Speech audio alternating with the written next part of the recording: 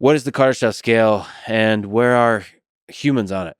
Right. So the Kardashev scale was the same time. This is this golden age of SETI, like kind of like 59 to 65 when it just starts. Like this is, Frank Drake has done his first experiment. People are like, oh my God, this is even possible. And so people are just throwing out these ideas. And as I, said in the book, science is conservative. And what I mean by that is it holds on to its best ideas.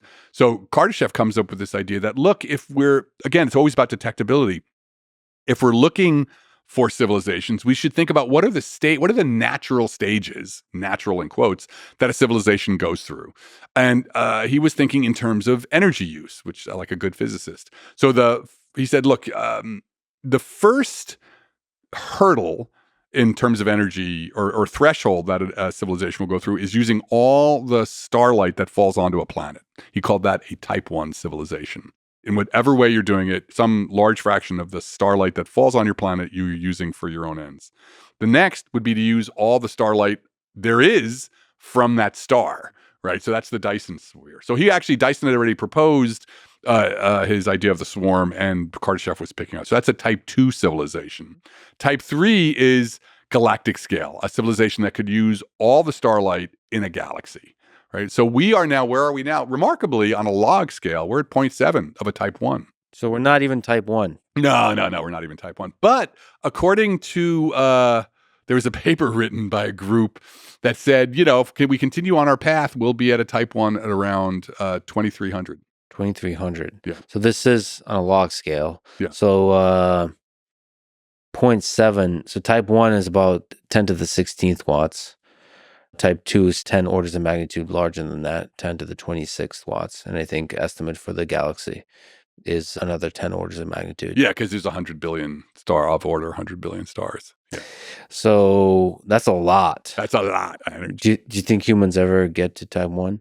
I think, that there's a problem with type 1, which is that, we already know about climate change, right? The effects of our harvesting energy to do the work of civilization is already changing the climate state, right? And that's something that, Kardashev couldn't have recognized.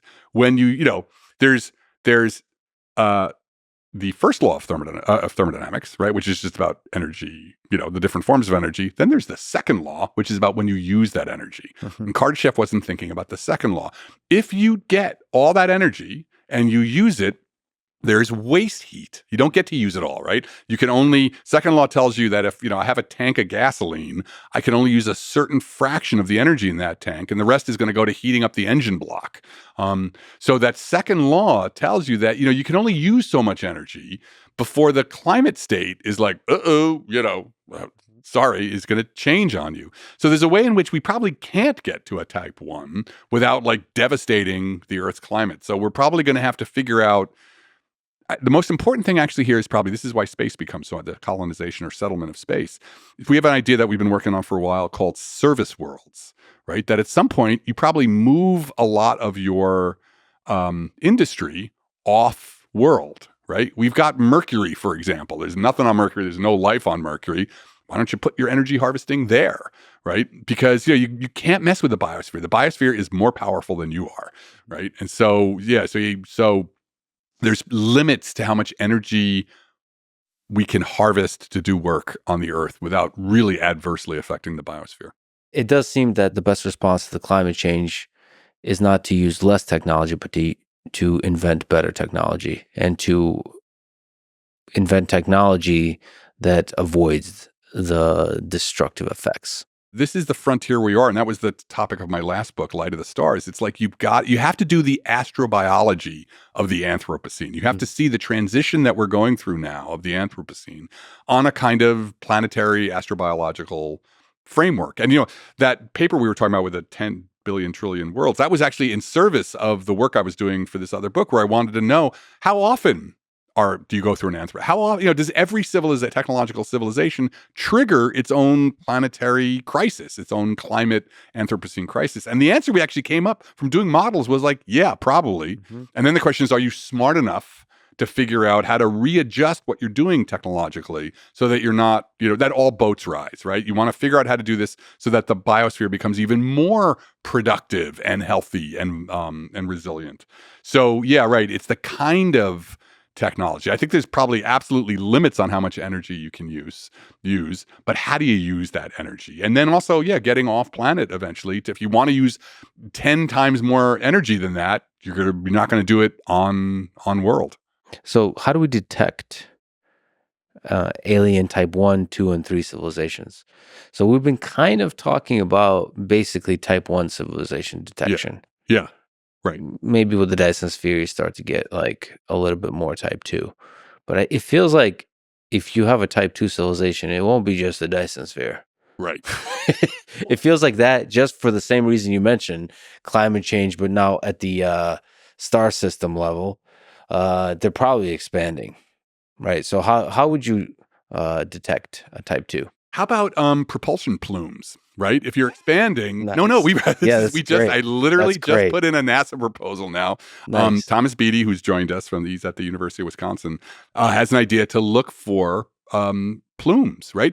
If you have a solar system wide civilization, right, and you got space truckers going back and forth, right, from Mars to they're doing the Enceladus run. They're accelerating and decelerating the whole way there, right? If you want to get to Mars in a couple weeks, you have your fusion drive on the entire way out there. You flip and burn and have it on, so you're also always have gravity. You have thrust gravity. So would those plumes be detectable? Because now you've got spaceships going all over the place, and the odds that the plume is going to cross your field of view could become pretty high. So I think that's a good way of looking for. That's one idea. Of looking for, large scale interplanetary, which is kind of like when you're getting to a type 2. Another possibility is looking for the tailings of asteroid mining. This was an idea. It was a group at Harvard Smithsonian that, to be able to look for if you're really chewing up asteroids to build space habitats, there'd be dust particles left around. And would they look different from just, say, the dust, from just regular collisions? So pollution of all different kinds. And trash also? Okay, so trash is an interesting idea when you come to the actual solar system, right? There's a whole other field of technosignatures, which are things in the solar system. What if somebody came by 1 billion years ago, and left some stuff, right? So the Earth has been showing biosignatures for billions of years. And, a species like us looking at our level, looking at Earth, would have been able to know that Earth had life on it, had a biosphere for billions of years. So maybe somebody sent something by, a 500 million years ago. So this idea of looking, say, at the moon for artifacts that have been there for a long time is something that a number of people are doing. We're just working on a paper where we just calculated, this was super fun. We calculated how long would the lunar lander exist on the moon before micrometeorites just chewed it down, right? How long would you be able to land on the moon and go, oh, look, there's somebody was here and left some debris. So there's this process called gardening, which is just the micrometeorite, constant rain of micrometeorites, and that's where you get the lunar regolith, that fine powder on the moon, is because of this gardening. And it turns out it is literally hundreds of millions to billions of years. Oh, nice. That the lunar lander will be visible. Oh, so we should be able to find artifacts. Yeah, if there are artifacts and people have proposed doing this with artificial intelligence. We have, the moon has been mapped down to like a couple of meters with various probes, and all that data is sitting there. So why not use machine learning to look through all those things and look for anything that looks not like the lunar surface? And they did a test program where they gave the computer, sort of 50 miles around the Apollo 11 or maybe it was the Apollo 17 site. And it instantly was able to pull out the lander. I mean, the whole task of looking for anomalies, something that looks not like the lunar surface, you make it sound obvious, but it's not exactly obvious. Like anomalies is really not,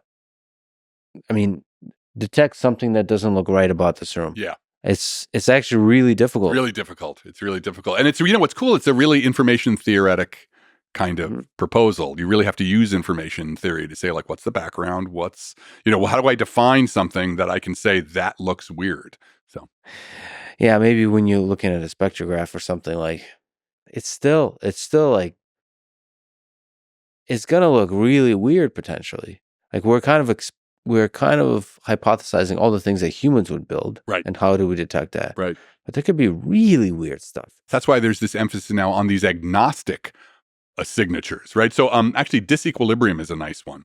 One way to define life is it is a system that is far from equilibrium, right? It's alive, right? Because as soon as it dies, it goes back to equilibrium. And so you can look at all chemicals in an atmosphere, even if you don't know whether these could be chemicals that you have no idea whether or not they have anything to do with life. But the degree of disequilibrium, the degree to which they show that atmosphere has not, the chemicals have not all kind of like just gone down to they've all reacted away to an equilibrium state. You can actually tell that in very general ways using what's called the Gibbs free energy. And that's kind of a signature. Like if you see an atmosphere that is wildly out of equilibrium, that indicates that there's something happening on that planet, biosphere or technosphere, that is pumping gases, into the atmosphere that is keeping the whole system from relaxing.